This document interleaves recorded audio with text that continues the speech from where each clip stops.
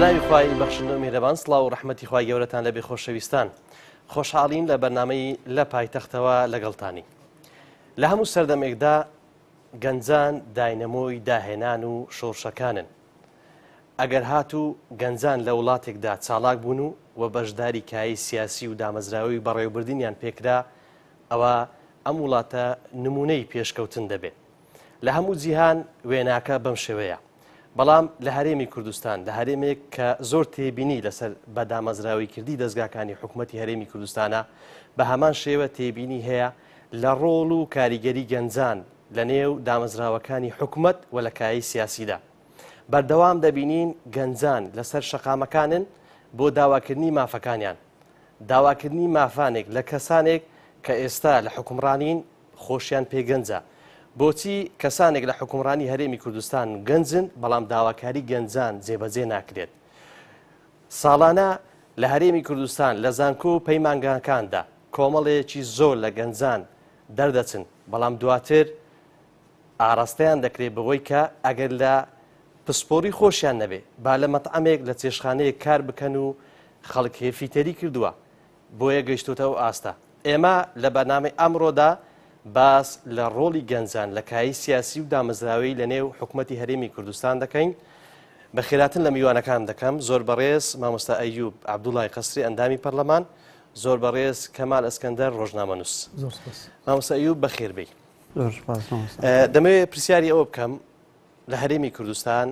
ڕۆڵ و کاریگەری یان بەشداری گەنجان لە کایی سیاسیدا لە چه ئاستێکدایە؟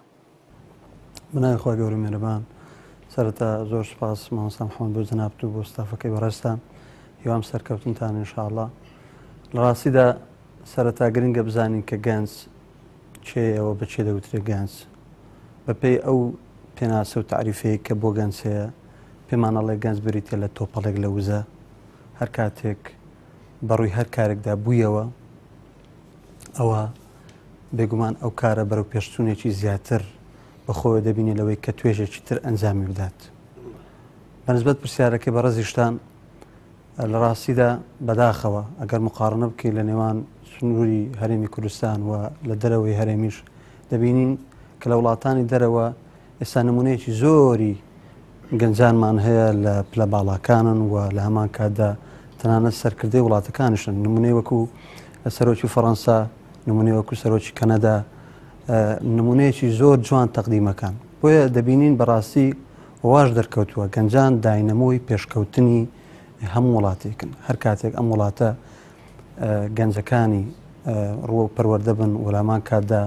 وە بەرهێن بن و دەبین ئەم وڵاتە بەرەو پێشکەوتنە. بەڵام بە پێچەوانەوە گەنجەکانی وە بەرهێن نەبن ئەو بێگومان ئەو وڵاتە دەبینین لە ڕێژی دواوی وڵاتەکانی ترە. بەنسبەت هەرێمی کوردستانیش پرسیارەکە زۆر وەجیهە، بەڕاستی زەیداخە کە ئاسی بەشداریکردن لە هەرێمی کوردستان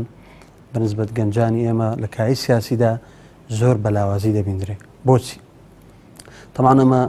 چەند فاکتەرێکی هەیە. یەک لەم خاڵانە ئەوەیە کە بەڕاستی سیاست لە هەرێمی کوردستان بۆتە شتێکی بێزراو. ئەمەش بەهۆی ئەم نموذەجە، ئەو نمونە ناشرینەیە کە سیاسەتمەدارانی ئێمە لە هەرێمی کوردستان لە ماوەی ڕابردوودا پێشکەشیان کردوێت لە سەڵاتدارانی ئێمە. هەر لە دوای ساڵی 90ەوە بگرێت کە نزیکەی 27 ساڵە هەر لە کەڵچەری شەڕی ناوخۆوە تا دەگاتە ئەو ململانەیە ناشرینی کە لە سیاست هەیە، تا ئێستا دەستکەوتێک نەبووە تەنانەت بۆ تاکەکانیش بوو پێداویستیەکانی تاک. زۆر جار گەنج ئەو پرسیارەکە نە کارەبام تا ئێستا تەواوە، نە مەشروعاتی ئاو ئاوڕۆم تەواوە، تەنانەت کواڵیتی خواردن و دەرمان و هەرێکێک لەمانە. باشە من بێ سەر ئەو بابەتت کە نمونەت بە سەرۆکی فەڕەنسا سەرۆک وەزیرانی کەنەدا هێناوە. بەڵام باشە خۆ لە هەرێمی کوردستانیش گەنجەکان ئێستا لە ترۆپشی دەسەڵاتن. سەرۆکی حکوومەت جێگرەکەی یان لە نێو پەرلەمان بەشێکی زۆری گەنجان ئێستا لە نێو پەرلەمانن. بە نمونە جەنابەت کە گەنجێکی ڕەنگە بەشێک لە گلەییش دواتر لە پەرلەمانتارەکانیش بکرێ کە بۆچی کارێکی وانە کراوە بۆ گەنجان کە ینی ڕێخۆشکەر بێ بۆ ئەوەی لە نێو کایی سیاسیدا بەشدار بن. بەڵێ بۆ خۆی لە ڕاستیدا ئەوەی بەنسبەت پەرلەمانەوە دەڵێ بە فعلی وایە، بەڵام پەرلەمان دەبینین ئەوەی کە ئەو کەسانێک کە کاران تایدا لە ڕاستی لە گەنجەکانیشن. بەڵام کاتێک کە جۆرێک لە کەلتور هەیە لای جۆرێک شۆڕژێران ئەوانە کە خۆیان بە هەڵگرسێنەری شۆڕش ئەبینن پێیان وایە غەدرە کەسانێک کە ئەوان شۆڕشیان کردووە بێن لەسەر بەرهەمی ئەوان و ئەو بەروبوومەی کە دروست بووە بێن کاژێڕێتی وڵات بکەن ئەم سیستەمە سیاسی وڵات بەڕێوە بن بڕاستی جێداخە کە عەقڵیەتێکی چەقبەستووی سیاسی ئاوا هەیە لە ڕاستیدا بەم شێوەیە یعنی گەنجان لە وڵاتی ئێمە دەیانەوێ جێ پێی خۆیان بوا قایم بکەن کە ئەوانی شۆڕشیان کردووە وەک دەڵێ ئەگەر دەسەواژەکە دروست بێ ڕەوانی ماڵەوەیان کوێن یان بەو شێوایە کە ئەوان داڕێژەری سیاسەتەکە بن و گەنجان کاری تێدا بکەن. بێگومان هەر کاتێک وەکو باسم کرد لە بیدایەتی بەرنامەکە ئەگەر ئەو وڵاتە گەنجەکانی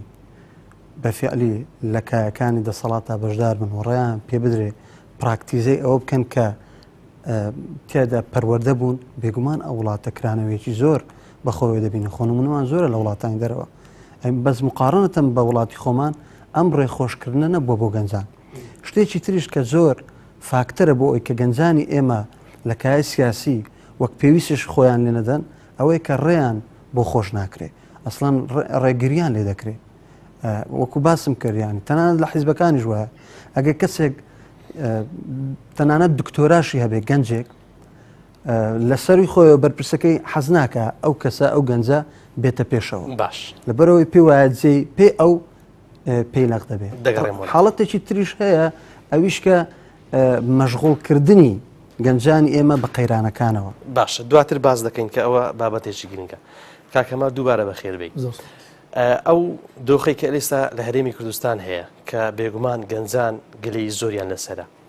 دۆخەکە بەو شێوازەیە کە گەنجان خۆیان نایانەوێ بێنە پێش یان شێوازی سیاست و دامەزراوی حکوومەتی هەرێمی کوردستان بە شێوازێکە کە ڕێگرێ لە بەردەم ئەوی گەنجان بێنە پێش. وڵای زۆر سپاس دەکەم مامۆستا محەممەد لە بەرنامەکەشتان بەڕاستی لە پێشەچیدا هەندێک نمونەی زۆر جوان تێناوە باسی وڵاتانت کرد لە هەرێمی کوردستاندا وەکو چۆن حکومڕانیشی ناتەندروستمان هەیە لە هەرێمی کوردستاندا وەکو چۆن باقی ئەو جومگە و دەسەڵاتانەی کە هەنە بە ناتەندروستی بەڕێوە دەچن بە هەمان شێوە حکوومەت بەڕاستی پلانێکی تۆکمەی نییە لەوەی کە ئەو گەنجانەی کە هەیە بیان خاتە کار. مامۆستا ئەیوب زۆر جوان باسی کرد یعنی لە هەتا لە مەسەلەی دەسەڵاتی سیاسی دەسەڵاتی یاسادانان کە دەسەڵاتی تەشریعیە و هەتا لە مەسەلەی سوڵتەی تەنفیزی کە حکوومەتە وەرسەرجەم جومگەکانی دیکەی حکومڕانی هەرێمی کوردستاندا دەرفەتێک بۆ گەنج نەڕەخسێنراوە ئەسڵەن پێم باش و پرسیارەکە بەو شێوازە بکەین کە ئایا لە هەرێمی کوردستاندا دەرفەتی ئەوە دراوە گەنج ڕۆڵی خۆی ببینێ یانەوەتەیە گەنج بۆ خۆی ڕۆڵەکە نابینێ نەخێر لە هەرێمی کوردستاندا ئەو دەرفەتە نەڕەخسێنراوە بە نمونەی ئەوەی ئێمە ساڵانە بە هەزاران دەرچوومان هەیە لە زانکۆ و پەیمانگاکان مامۆستا ئەیوب بەڵام تەماشا دەکەین دەچێتەوە ماڵ لە دیار شەهادەکەی دادەنیشتە لە ماڵی هیچ نییە هیچ داهاتوێکی دیار نییە بەڵام لە هەرێمی کوردستاندا ملیۆنێک 400 موچە خۆرمان هەیە لە 6 ملیۆن دانیشتوی هەرێمی کوردستان کەچی لەو ملیۆن 400,000 بەشەوەی نەکردووە دەرچووی زانکۆ و پەیمانگاکان بسن لە شوێنی شیاوی خۆیان لەو پسپۆڕێکەوە هەیەە لەو بوارێکەوە بڕوانامەیان تیادا بەدەستێناوە بتوان خزمەتێک بە کۆمەڵ هەرچەندە حکوومەتی هەرێمی کوردستان شێوازێکی بەرهەمهێناوە لە ساڵانی پێشوودا بۆی هەر کەسێک دەرچوو دەبێت دامەزرێنرێ بەڵام خۆ نمونەی وڵاتانی دەرەوە ئەوانەی کە دەرچووی زانکۆ و پەیمانگاکان هەمووی لە کەرتی حکومیدا کار ناکەن خۆ ئێستا قسەکەی جێگری سەرۆژ حکوومەتیش بەو ئاراستەدایە کە با لە پسپۆرەکەی خۆشی نەبێ با گەنج خۆی پێبگەێنێ بچێت لە شوێنە کارکە یعنی شێوازەکە دروستە ئەوەشیان تەواوە ئەوەش ئەگەر بێت و لە هەرێمی کوردستاندا وەکو باقی وڵاتانی پێشکەوتوو کە لە هەموو جومگەکاندا ئیتیمامێکی تەواویان پێداوە ئەگەر لە هەرێمی کوردستان وەکو وڵاتێکی پێشکەوتوی ئەوروپا کەرتی تایبەت برەی پێ بدرێ بە پێی قانون ڕێکاری خۆی لەو ئیشەی کە دەیکاتن لە بۆی دیاری بکرێ بێگومان گەنج لەوێت توانێت توانەکانی خۆی بەگەڕ بخە بەڵام مامۆستا محەممەد لە هەرێمی کوردستاندا کۆمپانیایکی ئەهلی کاتێک کە گەنجێک دەچێت کاری تێدا دەکاتن موچەکەی نیوەی گەنجێکی دیکەیە کە لە هەمان کۆمپانیا بەڵام ئەو گەنجە بێگانەی لە دەروی وڵاتاتەوە کار دەکاتن لێرەشدا مافی خۆی بە پێی یاسا پێ نەدراوە. یەک شتی دیکە باسکەم مامۆستا محەممەد لە پێشەچی دوا لە پرسیارێکیدا لە بۆ مامۆستا ئەیوبی باسی ئەوت کرد کە بۆ نمونە لە هەرێمی کوردستانیش ئەوانەی کەوا باڵادەستن کاربەدەستن لە حکوومەتن گەنجن پێم وایە ئەوەندەی کە حکوومەتداری و حکومڕانی پەیوەستە بەوەی کە عەقڵێکی سەلیم حکومڕانی وڵات بکە ئەوەندە پەیوەست نییە بە تەمەن هەمانە لە مالیزیا دوای چەندین ساڵ دابڕان ئێستا کەسایەتیەکی وا بەهێز مالیزیا بەڕێوە دەباتن کە تەمەنی لە سەروی 90 ساڵە بەڵام بە پرۆژەی شتۆکمە کە هاتووە هەرچی گەندەڵی هەیە بنە بڕی بکاتن. ئێمە دەمانەوێت مهم نییە ئەوەی کە لە دەسەڵاتە لە حکوومەتە گەنجیان گەنج نییە، گرنگ ئەوەی کە لەوێ پلانی هەبێت لەوەی کە گەنجی کۆمەلگا لە ماڵ نەکەوێت، گەنجی کۆمەلگا بتوانێت لە جونگەکانی حکوومەت لە هەموو شوێنەکاندا بەپێی پسپۆرەکەی خزمەت بکاتن. کەواتە پەیڕەوی ئەو ڕێسایە بکرێت کە لە وڵاتە پێشکەوتۆکان ئەوانەی کە بەتەمەن گەورن و بە ئەزمونن ئەوان داڕێژەری سیاسەتەکەن لە بەرامبەردا گەنجەکانن کار دەکەن و چاڵاکی دەنوێنن بۆی وڵاتەکان بۆم شێوازن بێگومان. یعنی دەبێ سیستەمەکە لە هەرێمی کوردستانیش بەم شێوازی دەبێ هەرچەندە وە خۆ دوتت گەنجی لە ترۆپشی دەسەڵاتە بەڵام بیرکردنەوەیان بە شێوازی ئێمە گرفتمان لە جۆری عەقڵیەت و بیرکردنەوەی بەرپرسانە نەک لە تەمەنی باشەکان دەگەڕێ مراد. مامۆستا ئەیوب لە ماوەی ڕابردووتر لە هەرێمی کوردستان و لە ئێستاش ڕەنگە بەردەوام بێ ئەویش کۆمەڵی خەڵک کە گەنجن بێ ئومێد بوون بێ هیوا بوون لە گۆڕانکاری لە وڵاتەدا و بە ناچاری سەری خۆیان هەڵگرت چوون بۆ دەرەوەی وڵات. لەمەدا چێ بەرپرسیارە جەنابتان کە لە پەرلەمانی کوردستانن بە یاسا یانی ناتوانرێ پرۆژە یاسایەک بهێنرێتە پێش کە ڕێگری بکرێ یان لێپێچینەوە لە حکوومەتی هەرێمی کوردستان بکرێت کە شێوازەکە بۆ بەم ئاراستەیە دەڕوە. بەڵێ لە ڕاستیدا پرسیارەکەت مۆجه هەبوو هەموو بەرپرسێکی ئەم وڵاتە کە پێویستە زۆر بە فعلی وەڵامی ئەم پرسیارە بە ڕاشکاوانە بداتەوە. یعنی نەتیجەی چییە ئەم هەموو گەنجە سەری خۆی هەڵەگرێت و ئەچێت بۆ دەرەوەی وڵات؟ ئەگە هەر گەنجێکی کۆچ کردو یانەوەی کە ئەوێ کۆچ بکات لێ بپرسی دەڵێت لە نەتیجەی نائومێد بوونمە لەم وڵاتە لە سیستەمی سیاسی ئەم وڵاتە لە کاتێکدا نایەکسانی هەیە، ناعەدالەتی هەیە، نادادگەری هەیە، لەم هەموو بێسەروبەری کە لەم وڵاتە هەیە تەنانەت یاری بە قوت و ژیانی نانی ئەم خەڵکە ئەکرێ. با من هەر بە نمونەیەک بۆ بێ زیاتر لە 8 مانگە پرۆژە یاسایەک هاتە ناو پەرلەمان. ئەو پرۆژە یاسایە کە بە ناوی پرۆژە یاسای چاکسازی خانشینی بوو کە من پێم وایە ئەم پرۆژە یاسایە ئەگەر بێت و جێبەجێ بکرێت چاکترین چاکسازیە لە سێکتەری دارایی لەم وڵاتە. بۆچی؟ چونکە لەم پرۆژە یاسایە توانیمان ئەوە جێ بکەینەوە کە هەر کەسێک بە هەر پلەیەک خاننشین کرابێ ئەو پلەی لە ژیانی نەدیتپی ئەو پلەی هەڵەوەشێتەوە. جا بە پلەی عەسکەری بێ بۆ نمونە بە پلەی عەقیدە، ڕائیدە، نەقیبە یان بە پلە مەدەنیەکانە بۆ نمونە خەڵکی زۆر هەیە بە پلەی مدیر عام یان بە پلەی وەزیر خاننشین. ئەمە سوودێکی هەیە بۆ گەنجان لە ئێستا گەنجی ئێمە 2000 بەشێکی گەورە و پێکاتی ئەم نەتەوەی پێکدێنی هاوڵاتیان پێکدێنێ کە زیاتر لە پێ حسایی کە لە بەدەستماندایە زیاتر لە 65 گەنجانی ئێمە و توێژی هەرێمی کوردستان لە نێوان 25 تا 35 ساڵیدا کەوابی 65 هاوڵاتیانی هەرێم گەنجن کەوابی ئەوە دەستکەوتێکی گەورەیە سەرمایه‌یەکی گەورەیە بەنسبەت هەرێمی کوردستان. زانم بەسم لێرە کە ئەوەی کە لەم یاسایەدا هاتبوو کە نزیکە 64,000 کەس بەس 2 موچە و 3 موچە و 4 موچەی هەیە بەپێی ئەو بایۆمەتریک کە ئەخیر جار کرا. یعنی ئەم گەندەڵیەی کە لەم سێکتەرە هەبوو سێکتەری دارایی هەبوو ئەتواندرا بەپێی ئەم پرۆژە یاسایانە هێڵدرێت بەڵام بەداخەوە لەبەرەوەی حکوومەت نەهاتە ژێرباری بۆ هۆی ئەوەی کە یاسایەکە پەک بخرێ لەبەرەوەی کە ناڕزایەتێک بەرامبەر لەلایەن ئەو کەسانەوە دروست بوو کە دروستکەری حزبەکانی دەسەڵاتن. کەواتە گەنج کە ناومێدووە لەم وڵاتەدا حەقیقەتی بەوەی کە دەبینێ پەرلەمانی کوردستان بەرزترین دامەزراوەی شەرعیە لە هەرێمی کوردستان نەتوانێت پرۆژە یاسایەک بەو شێوەی کە پەرلەمان دەیەوێت تێپەڕێ و ببێت بە یاسا دی ئومێدی چی بە وڵاتە بێنێ کەواتە حەقی ئەوەی هەیە کە وڵاتەکە بەجێ بێڵێ. خۆی لە ڕاستیدا مامۆستا محەممەد جان ئەوەی کە هەمومان لە پێش چاومانە ئەوەیە کە چ حکوومەت چ پەرلەمان 2000 دەسەڵاتدارانی ئەم هەرێمە بەڕێوەی دەبن کە ئەم پرۆژە یاسا لە پەرلەمانەوە تەوجیه دەکرێت بۆ حکوومەت 2000 ڕەت دەکرێتەوە بە بەهانەی ئەوەی کە چونکە نزیکەی 120 میلیارد دینار دەگەڕاوە بۆ خەزینەی حکوومەت. ئێمە داوامان کرد هەر ئەو 120 میلیارە کە لە چاکسازی لەو چاکسازیانەدا دەکرا بە کەمترین موچەی خانشینە 400,000 کەمتر نەبێ و دەستکاری مستحقاتی فەرمانبەران نەکرێ ئەو پاشەکەوتە نەمێنێ. بەڵام ئەوان بەڕاستی بێباکن لەوەی کە گەنجێک دەڕواتە دەرەوەی وڵات ئەبێت ئەخنچێ ئەبێتە خواردنی حوتەکان کەم ئەندامی خۆیە سووتێنێ پێشمەرگەیەکی داماوی و فەقیر لە تاوی قەرزاری خۆیە کوژێت بەرپرسانی ئەم وڵاتە بەڕاستی بێباکەن. یعنی تەنها مەبەست و مەراقی ئەوان ئەوەیە کە چۆن شەوانە بەدەیان ملیۆن دۆلار و بەدەیان ملیۆن دینار سەرف بکەن لەسەر مێزەکان و مێزەکانی پێبرازێنەوە. باش دەگەڕێمەوە کاکەمال کەواتە لە ئێستادا و لە پێشوشدا وەک بەڕێز دۆک ڕۆژنامە نووسێک کە چاودێری بارودۆخەکەت کردبی ڕۆڵی ڕێکخراوەکانی کۆمەڵگەی مەدەنی بێگومان لە وڵاتاندا ڕێکخراوەکانی کۆمەڵگەی مەدەنی بە ئاڕاستەی دروست کار دەکەن و ڕۆڵی خۆیان هەیە هەم لە کای سیاسی و هەم لە جێپەنجیان لە دانانی پرۆژە یاسایەکان کە بەویست و خواستی گەنجان بێ.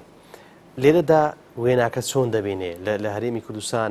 بەم ڕۆڵە هەستاوە ڕێکخراوەکانی کۆمەڵگەی مەدەنی؟ بەڵێ ڕێکخراوەکانی کۆمەڵگەی مەدەنی لە هەرێمی کوردستان زۆرمان هەن، بەڵام بەڕاستی وەک دەڵێن زۆر و بۆرن. لەگە ڕێز و حرمەتم لۆ نخبەیەشی کە ڕەنگە بە ئەرچ خۆی هەڵسابێ ئەوەی کە لەبەری ڕۆیشت بێ کار و کاری لەسەر کردو بە ئەرچ خۆی هەڵسابێ، بەڵام هەروەکو چۆن حیزب دەستی لە هەموو جونگەکان گیر کردووە، لە هەموو دەستگای ئەعلامیەکان گیر کردووە، هەموو دەسەڵاتەکانی قۆرخ کردووە. بەڕاستی ڕێکخراوەکانی کۆمەڵی مەدەنیش یەکێکە لەو سێکتەرانەی کەوا حیزب قۆرخی کردووە و بە ئاراستەیەک چیدا بردووە کە ئەو ڕێکخراوانە نەتوان بە ئەرچی خۆیان هەڵسن. ڕێکخراوەکانی کۆمەڵی مەدەنی مامۆستا محەممەد ئەرچیان زۆرە، بۆ نمونە جوڵاندنی ڕای گشتی لەسەر مافی خەڵک. ڕەنگە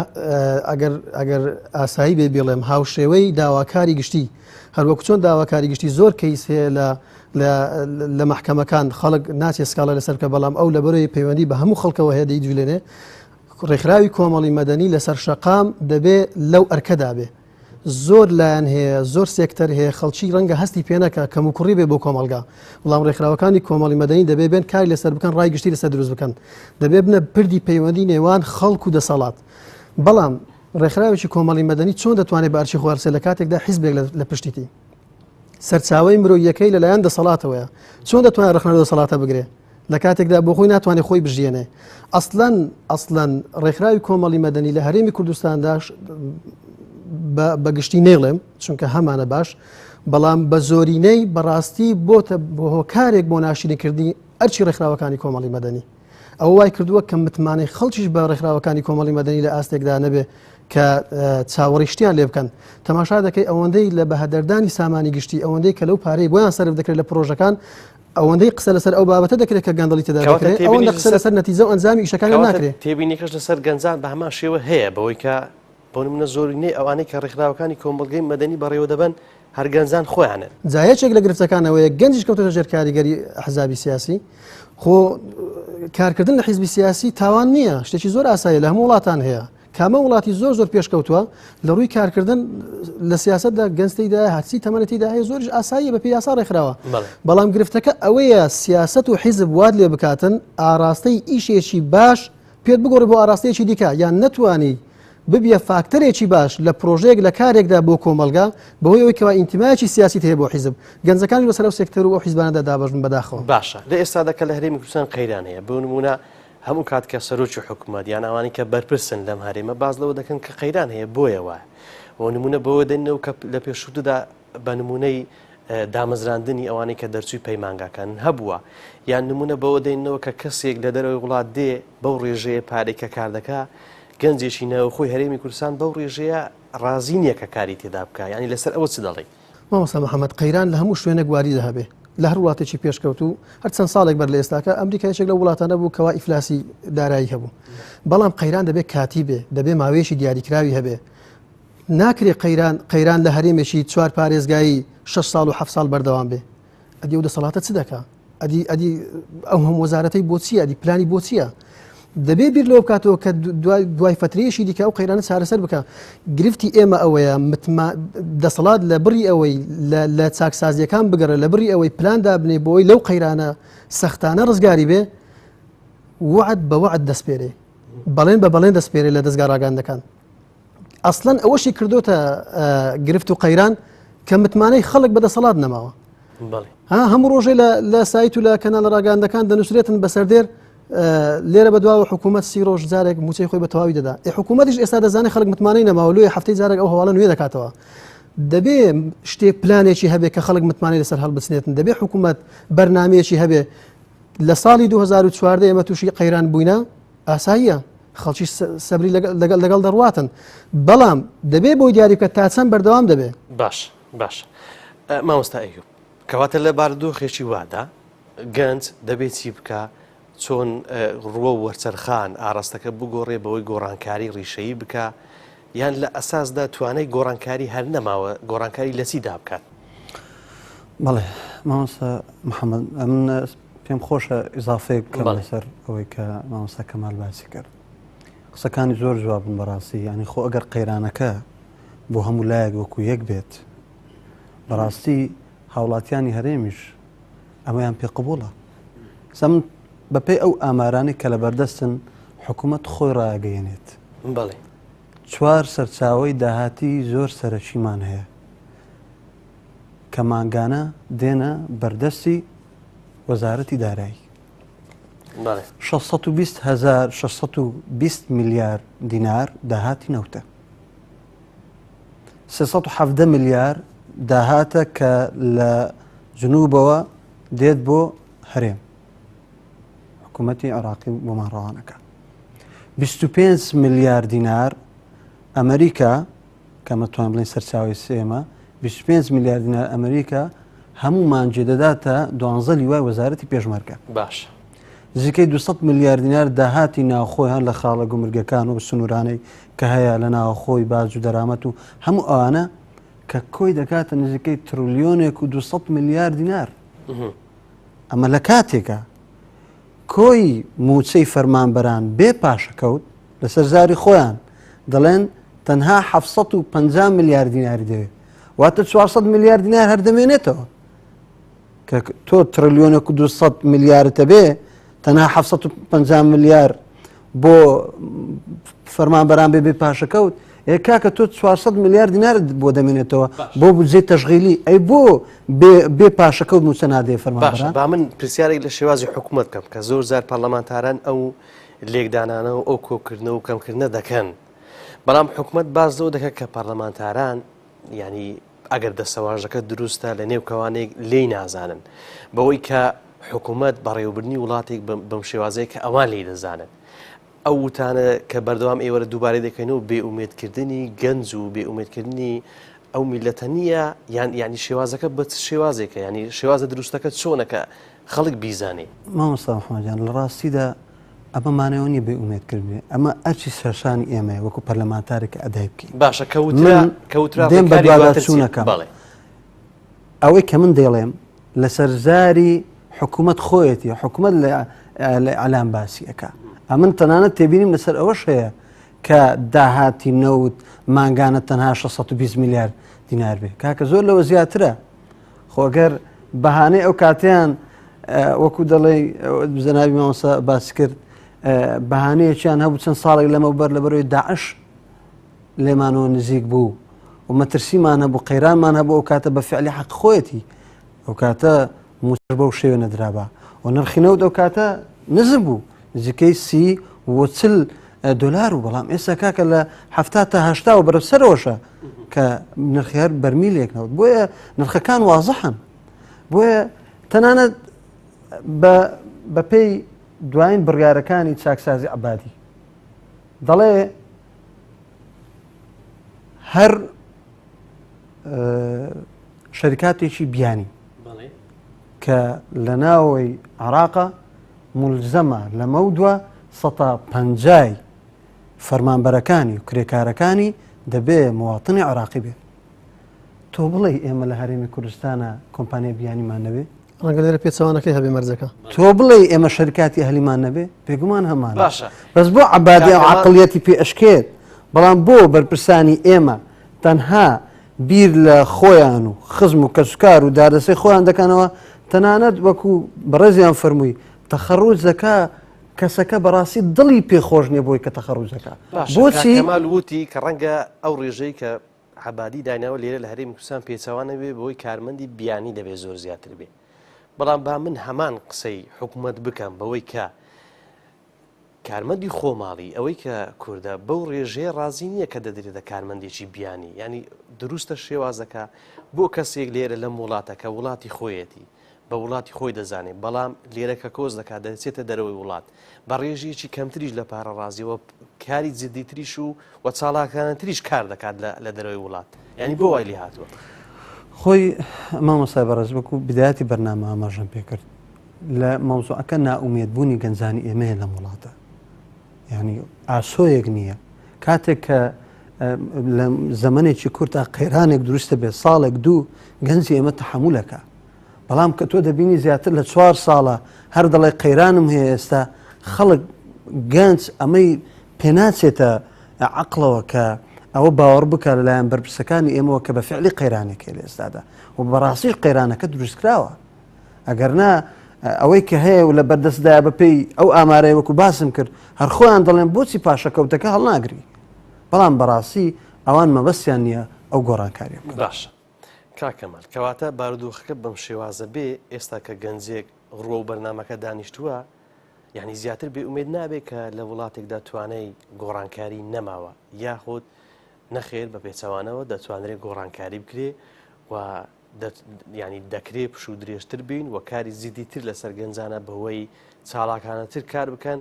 بۆی بارودۆخەکە و سیستەمەکە و شێوازی ئیدارەدانی وڵات بە شێوازیشکە بگۆڕێ کە لە بەرژەوەندی کۆی گشتی هاوڵاتیان و لە نێواندا گەنجان بێ بەڵێ ئێمە وەسمانیە لەو بەرنامەی گەنجان تووشی ناومێدی بکەین ڕوبەڕووی ناومێدی بکەینەوە نەخێر بە پێچەوانەوە ئێمە دەمانەیە وەکو مامۆستایی باسی کرد گەنج تۆپەڵێک وزەیە من دەڵێم گەنج داینەمۆی گۆڕانکاریەکانە هەرچی گۆڕانکارێک لە هەر وڵاتێکدا ڕوودەداتن بەرەو باشە گەنج دەیکا هەرچی شۆڕشێک دەکرێتن سەرەتا لە زانکۆکانەوە سەر هەڵدەدا ئەسڵەن گەنجی ئێمە لە جیاتی ئەوەی سەر هەڵبگرێ بەرەو هەندەران لە ئاوەکاندا بخنچێ وا پێویست دەکات لێرە بێ وا پێویست دەکات و ئیرادەیە کە هەیەی لە بڕیەوەی نائومێدی بکاتن وزەی پێ بداتن بەوەی کە گۆڕانکاری دروست بکاتن مامۆستا محەممەد گەنجێک لە هەرێمی کوردستاندا دەڕواتن دەستێتە هەندەران لەوێ لەسەر ئاستی جیهان ڕێزەنهانی لە پسپۆرەکەی پێدەدرێ یعنی بەڕاستی شەرمە بۆ بەرپرسان و دەسەڵاتدارانی هەرێمی کوردستان سەیرم پێ دەکاتێک کە تەماشای ئەو هەواڵە دەکەن یعنی شەرمدایان ناگرێتن کاکە گەنجی ئێمە لە هەرێمی کوردستان کاتێک داهێنانێک دەکاتن لە جیاتی ئەوەی لە ڕووی مادی و معنەوی هاوکاری بکرێتن تەنها داهێنانەکەی ئەوەیە لە راپۆرتێکی هەواڵی لە کەناڵێکدا دادەبەزێ لە پۆستێکی فەیسبوک چەند کۆمنتێکی بۆ دەستخۆش بێت دواتر نایبینیەوە بەڵام 906 داهێنەرکارمان هەبوو لە هەرێمی کوردستان کە ڕێزەنانیان پێدرا تێدا هەبوو گۆرانی بێژ و تێدا هەبوو شاعیر بوو ئەم لە بیداهاتەوە باسم کرد گرفتی ئێمە لە نەبوونی گەنجی داهێنانکار نییە لە نەبوونی گەنجی بەتوانان نییە گرفتی ئێمە لەو عەقڵیەتەیە کە بەڕاستی زۆر بە فاشیلانە حکوومەت بەڕێوە دەباتن ناتوانێت بەڕێوەی باتن ئێمە جیلێکمان هەیە دەستی بە دەسەڵات داگرتووە جیلێکە نانی ڕابردووی دەخوا هەر بازە ڕابردوو دەخوا ئەسڵەن ئێستا بەشێکی دیکە پەیدا بووە کە نانی بابی دەخوا بەحقەت یعنی جیلێکی زۆریشمان هەیە نوێ لە ماڵ کەوتووە کەسی لە پسپۆڕەکەی ڕێگەی پێنادەن ڕۆلی خۆی ببینێ ئەو گەنجە لە زیاتیەوەی لە ماڵدا بنیشێ دەبێت داوای مافی خۆی بکاتن هەروە خۆ دەوتێت لە هەرێمی کوردستان لە داهێنان و لە گەنجی بەتوانە کەم نییە بەڵام شێواز و سیستەمەکە بەو شێوازە ڕێکخراوە پرسیارەکەی من لێرەدا ئەوەیە توانە هەیە کە شێوازەکە بە زۆرێک بگۆڕدرێ کە وزەی گەنج تێدا ببیندرێتەوە و توانای گۆڕانکاری دروست بێ و ئەو داینەمۆی گۆڕانکاریە بگەڕێتەوە بۆ گەنج یەک ئیرادەی گەنج بەکو خۆی دوو کە نوێنەریان لێرەیە بەڕاستی دەسەڵاتی تەشریعی کە بریتە لە پەرلەمان دەبێت باڵاترینی دەسەڵات بێ بەسەر هەرێمی کوردستاندا لەوێوە دەبێت پرۆژە یاسای وا هەبێ کە ئەو سیستەمە سەقەتێک کە هەیە چاچی بکرێت لەوێوە دەبێت ڕقابەی دەسەڵاتی تەنفیزی بکرێت کە یەکێک لە ئەرکانی پەرلەمانتار و پەرلەمانەوەیە کە جگەلەوەی یاسا دەردەکات دەبێت ڕقابەشی هەبێ بەسەر دەسەڵاتەکانی دیکە دەبێت ڕقابەی هەبێ بەسەر حکوومەت کە ئایا حکوومەت چۆن وڵات بەڕێوە دەباتن باشە مامۆستا ئەیوب زۆر جاریش ڕخنە ڕوبەڕووی پەرلەمانتاران دەکرێتەوە بەوەی کە کەسێک پەرلەمانتارێک دەبێنی کە لێ دوان دەدا و بەشداری بەرنمەیەک دەکا ڕەنگە بە هەمان شێوەی گەنجەکە ئەویش دەردە دڵی خۆی بکە ئەگەر شێوازەکە دروست بێ بەرامبەر جەنابەت کەواتە ئێستاش گەنجێک جەنابەت ببینێ کە باز لە کۆمەڵێک پرۆژە یاسا دەکەیت کە حکوومەت ڕێگرا دەی چی بکە ئومێدی بەچی بێ کە بۆ نمونە گەنجترین پەرلەمانتار ئێستا لەگەڵ دانیشتوین ئەویش بەو شێوازە باسی حکومڕانی دەکا و باسی دەسەڵات دەکات خۆی مامۆستا محەممەد کە باسم کرد گوتم گەنج ئەو هەموو نائومێدی ئەبینێ دوزاریش وەکو مامۆستا کەماڵوتی نامانوێت گەنج نائومێد بکەین پێشم وایە گەنجی خاوەن معریفەی ئێمە لە هەرێمی کوردستان زۆر لە وشیارترە ئەم وڵاتە بۆ ئەم بەرپرسانە بەجێ بێڵێ خۆ بەڕاستی جێی داخیشە کاتێک کە گەنجی ئێمە هاتە سەرجادە ڕخنێگر لەم سیستەمەی کە دەسەڵات ئەدایەکە کاتێک تێ هەڵدراوە هەبوو ڕوبەڕووی کوشتن کرایەوە دوجار هەر وەقفەیەکی کرد گوتی دەگەمە هەڵبژاردنێک بەڵکو لە هەڵبژاردنێکە ئەم دم و چاوانە لا بچن دەسەڵات ئەم گۆڕانکاری بەسەردا بێ بەڵام هەمومان بینیمان کە لە کۆتا هەڵبژاردنە دەنگەکانیشمان دزرا گەنج ومێدێکی هەبی بە فعلی بەڵام دوجار هەر ئەوەش ئەڵێم کە جێخۆیەتی و گەنجانی ئێمەش زۆر لە وشاترن ئەم وڵاتە بۆ ئەو جۆرە بەرپرسانە بەجێ بێڵن بێگومان دەتوانن گۆڕانکاری تەواو بکەین بەڵام بەنسبەت ئەو پرسیارێک کە جەنابەت کردێت دوجار کاکە پەرلەمان خۆ هەمومان دەزانین حاڵی پەرلەمان چۆنە 2 ساڵ پەخرا لەسەر پرۆژە یاسایەک منێک کە پەرلەمانتارم وەکو گەنجێکی پەرلەمانتار لەو ماوانە پێشوو بەدوایە چوونێکم کرد بۆ یەک لە مەنتقەکان و طبعا لافایەک ڕوویدا بوو لە مەنتقەیە لەناو ئەو تەپ تۆزەی ئەوێەوە لەناو ئەو ماڵوێرانی ئەوێەوە کاتێک من ڕخنەم گرگوتم حکوومەت بە چاوێکی نادادگەرانە تەماشای لایەکانی هەرێمی کوردستانەکە هەندێک لا زیاتر خزمەتەکرێت لە هەندێک لای تر بەرپرسی ئەو ناوچەیە هەر ڕۆژی دوای ئێمە تەمان ئێمە لە ڕێگەی لێژنەوە چوو بووین ستافێک منی تەنها پەرلەمانتاریش نەبووم ستافێک بوون چوین ڕۆژێک دوای ئەوە دیارە هەر چۆنێک دێت لە میدیاوە دەڵێ ئەو پەرلەمانتارانە هاتوون دەیانوێت خۆڵ بکەنە چاوی خەڵک کاتی بانگەشەیە و ناڵێت ئەمانە هاتوون بەکاری سەرچ خۆیان هەستاون بەداخەوە ئەم جۆرە عەقڵیەتە لە هەرێمی کوردستان وا دەکات کە خودی پرۆسەکان بەخاویەوە بڕوات ئەم جۆرە نەفەسە لە کارکردن وا دەکات کە گەنجی ئێمە بێ ئومێد بێت بەڕاستی کە ئەمە زۆر جێداخە و من دیسانەوە دەڵێمەوە هەتا ئەم عەقڵیەت چەقبەستویەی لە حکومڕانیکردنی دەسەڵاتدارانی ئێمە هەبێ لە هەرێمی کوردستان ئێمە من ئومێدێکم نییە کە مرازمان بەڕۆ خۆشتر بێ بەڵام دەبێ گەنجانی ئێمە بەعامش هاوڵاتیانی هەرێمی کوردستان وشیارانەتر کاتێک دەگەنە سەر سندوقی دەنگدان بە فعلی سندوقی دەنگدان جێی مەحەکە خۆیان لەگلا بکەنەوە تۆڵیان لێ بکەنەوە لە هەڵبژاردننی پێشووتریش زۆر داوا لە خەڵک کرا کە ئەم هەڵبژاردنە ینی سەنجی مەحەکە بەڵام دواتر چونوە خۆ دەڵێ دەنگکانیان دزرا یان چی لێکرا ئێستا قۆناغی دوای ئەوە چی ینی چیتر ماوە بڵێن بە هاوڵاتیان کە ئەنجام بدەن بە گەنجان ئەنجام بدەن بۆ کۆناغەکە بە شێوازیش کە بگۆڕدێ مامۆستا محەممەدجان مهمترین شت ئەوەیە بۆ گەنجانی ئێمە ئەوەیە کە لە دوای هەر نەهامەتێکی لەو جۆرە کە توش دەبێ خۆت نابێت تەسمی لێ واقعبی بەڕاستی دەسەڵاتدارانی ئێمە بە فعلی لە دروستکردنی قەیرانەکان لەو حاڵەتێکی ئێستا گەنجێک تەخەڕوجەکە جێک نیە دام مەزرێ و تەنانەت ئیوەینێ کە سجی برسی خۆی پێتێر بکات ئەم جۆرە قەیرانانەی بۆ دروست دەکرێت حکوومەت کار لەسەر ناومێدبوونی گەنجانەکە لە ڕێی ئەم قەیرانانەوە کە دروستیەکە بۆ ئەوی نەپڕژێتە سەر ئەوەی کە نەوت چۆن دەدزرێ داهاتەکە چۆن دەڕوا سیستەمی سیاسیەکە چۆن گەندەڵی تێەکەوێ ئەویش بە مرازەوە ئەوەکە بۆیە پێم وایە گەنجانی ئێمە لەوە وشیارترن و بە فعلیش ئەلێرە ئەرکی گەنجە ئەرکی گەنج دوو ئەرکی زۆر سەرەکیەیە یەکەم خۆی پێبگەێنێ کەم لێرە ڕوو لە گەنجانەکەم خۆیان پێبگەێنن و بەتایبەتی ئەوەی کە لە زانکۆکانن تەنانەت چاوەڕێ ئەوە نەکا کە مامۆستایەکەی چۆن وەکو تابعەیە کە تەوەقع وانەکە زانکۆ وەکو تابعەیە گوابێ لاپەڕەیەک بێتە دەرێ لەو لایەوە خلاص ئەوش وابێ بە کونفەیەکوونێک چی عیلمی مامۆستایەکەیە بێتە مێشی کاتێک تەخەڕوجەکە هەموو عیلمەکەی پێبێ نا مامۆستای زانکۆ کلیلەکەت پێ ئەدا تۆ پێویستە بۆ خۆ بچێناو ئەو وێزگەی معریفە بەڵام بەداخەوە لە هەرێمی کوردستان لە زانکۆکانمان خۆ ئەوە نابینین ئەگەر مقارنەیەک پێ دەبینی مەکتەبەکان چەندە قوتابی تێدا و کافتریاکانی زانکۆکانیشمان چۆنن بۆیە گرنگتر شتەوە کە خۆی دێمە سەر سیستەمە پەروەردەکە کاکەمال ئەم ململانی نێوان هێز و لایەنە سیاسیەکانیش بەشێک یعنی وای دەبینێن سوتماکەکە گەنجەکانن بۆ نمونە سیستەمەکە بە شێوازێک ڕێکخراوە ململانی نێوان حیز و لایەنەکان بە شێوازێکە کە دۆخی هەرێمی بەو شێوازە گەیاندووە بردۆتە ئەو بارودۆخە یعنی لەسەر ئەو چی دەڵێ بەڵێ ململانەی نێوان حیزب سیاسیەکان بەڕاستی لە هەموو وڵاتان هەیە بەڵام لە وڵاتان ململانەی هێزە سیاسیەکان لەسەر جۆری و نەوعیەتی خزمەتگوزاریەکانە بە خەڵک کامەی بەرنامەی باشی هەبێ بۆ خزمەتکردن بە خەڵک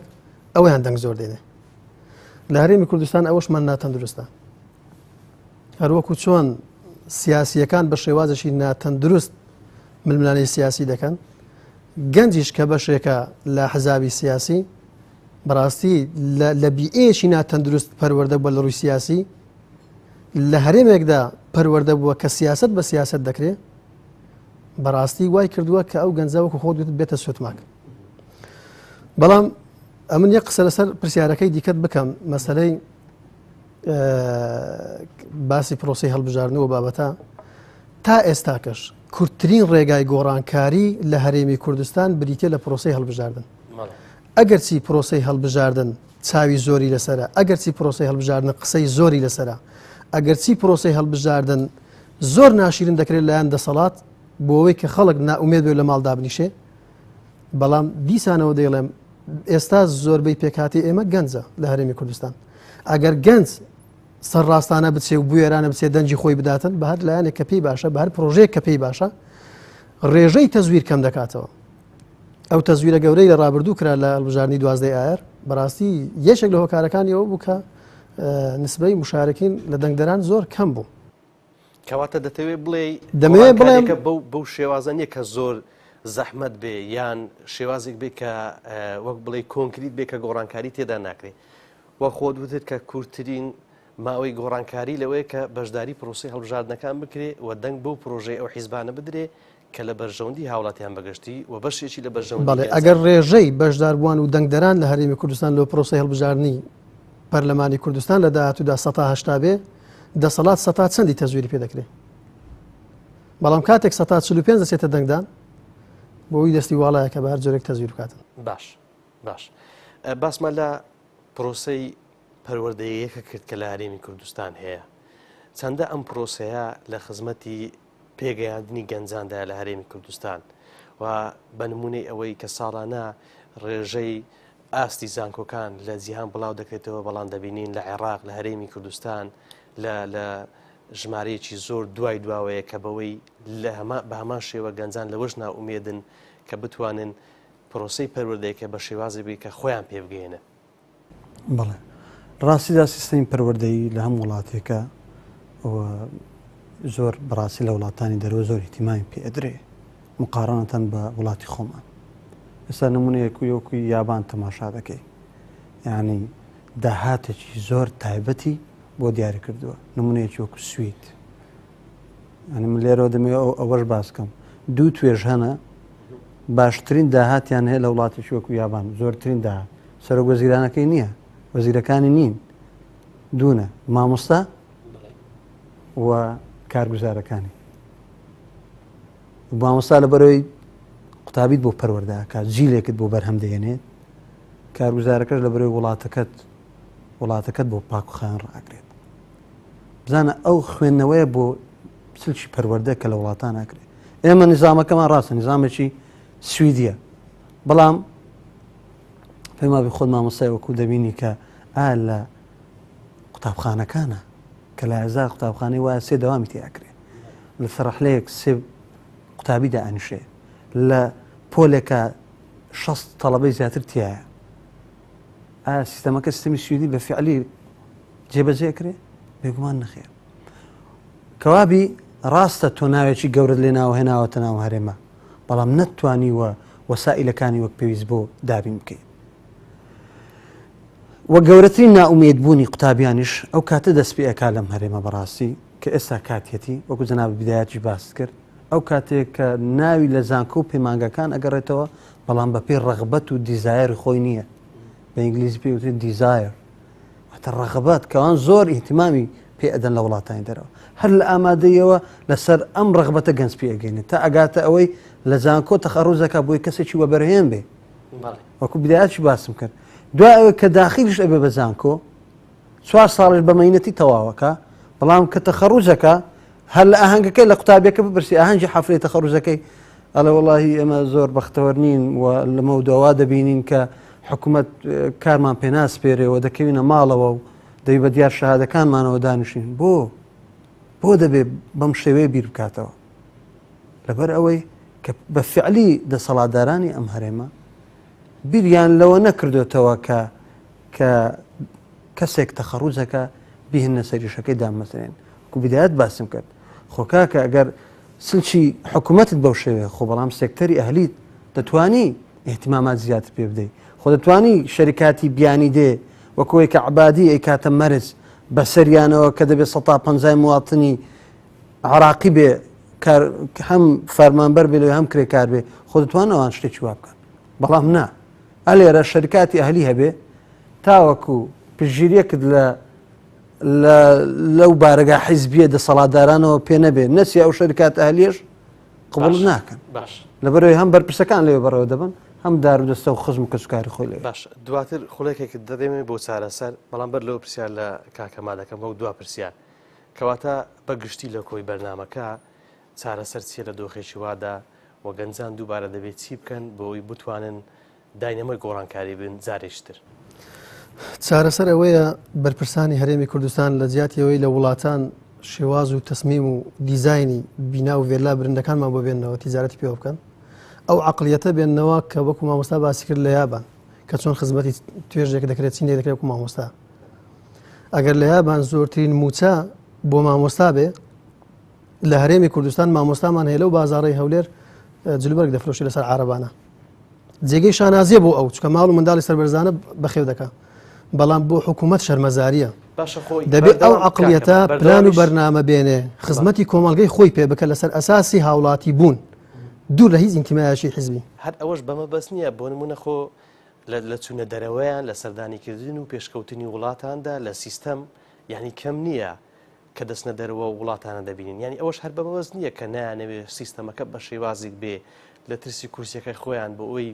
شێوازەکە بەم ئاراستەیە بڕواکە خەڵک ئەگەر دەستەواژەکە دروست بێ بە نەفامی بڕوا بۆ ئەوەی ئەوان بەردەوام بن لە حکوم مامۆستا محەممەد پێم وایە عقلیەتی حکومڕانی نییە یعنی نانەوێت ئەزمونیش بکەن ئەجینە ئەو ماندووبوونەی لە تەزویر سەرفی دەکەن لە پرۆسەکانی هەڵبژاردن ئەو پارە و داهاتەی بۆکردنی دەنجی خەڵک و هاوڵاتیان سەرفی دەکەن نیوەی ئەوەندە لە شتی دیکە سەرف بکەن خەڵک پرۆژەی باش ببینێتن خەڵک بۆ خۆی دەنجیان پێدادن باش ئەسڵەن ئەوە مانای وانە کە لە کورسی خۆیان بترسێن کە خزمەت نەکەن بە پێچەوانەوە ئەگەر بیانەوە لە کورسیەکەی بمێنێتەوە دەبێت خزمەتی باشی هاوڵاتیانی خۆی بکاتن باش مامۆستا ئەیوب دواخبلێک دەدەمە جەنابەت چارەسەر بۆ دۆخێکیەوە ڕاستیدا گەر ئێمە بمانەوێ گەنجانی ئەم هەرێمە زیاتر دڵیان بە وڵاتە خۆش بێ و حەز بکەن بەشداری بکەن لە کای سیاسی چۆن وا بکەین پێم وایە چەند نقطەیەکی زۆر گرینگە یەکەم جارشتر وا بکەین سیاست لەم هەرێمە خۆشەویست بکەینەوە لای خەڵکی نمونەیەکی جوان پیشان بدات و دەسەڵاتدارانی ئەم هەرێمە لەمە دووە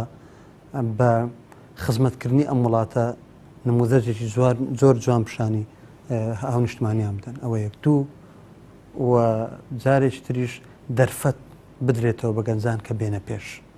بێنە پێش نەک ڕێگریان لێ بکرێت کاتێک کە بەو نموذەجە کاتێک بەم هەستا ئێمە بەرامبەریان وەستاینەوە بەرامبەر گەنجەکانمان بێگومان ئەو کاتی گەنجانی ئێمە حەز دەکەن جێپەنجیان دیار بێ لە گۆڕانکاریەکان بۆ ئەوەی کە دوای 16 ساڵش کە دەخوێنێ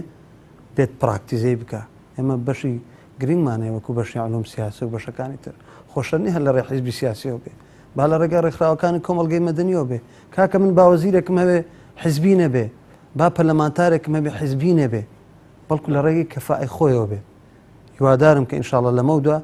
ئەم حاڵەتە لارێم کوردستان مامۆستا ئەیوب عەبدوڵڵای قەسری ئەندامی پەرلەمانی کوردستان زۆر بەڕێز کەمال ئەسکەندەر ڕۆژنامە نووس سوپاسان دەکەم کە میوانی لە پایتەختەوە بوون سوپاس بۆ ئێوە خۆشەویستان سوپاس بۆ هاوکارانم تا بەرنامەیەشتر بەخوای گەورەتان دەسپێرین خواتان لەگەڵ